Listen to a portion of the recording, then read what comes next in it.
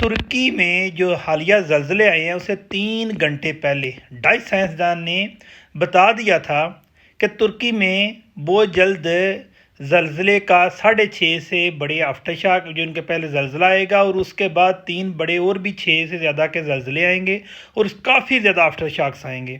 اس سے پہلے اس نے بتایا تھا کہ پاکستان اور افغانستان میں بھی آ سکتے ہیں۔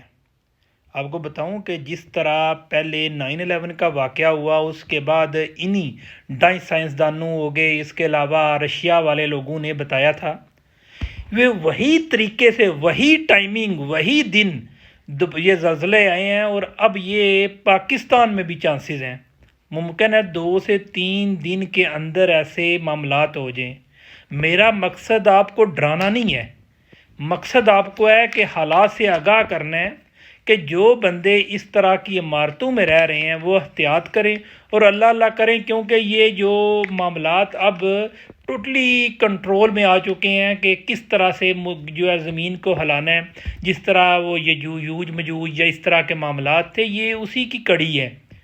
بہرحال احتیاط کیجیے گا، کیونکہ اگر آپ نے دیکھنا ہے تو میرے فیس بک پیج عمران ظفر CH پہ دیکھیے گا، میں ایک ویڈیو سائنسدان کی اپڈیٹ کر دیتا ہوں، وہ دیکھیے گا، اس میں ساری کی ساری اس نے ڈیٹیل بتائی ہوئی ہے۔ بہت شکریہ۔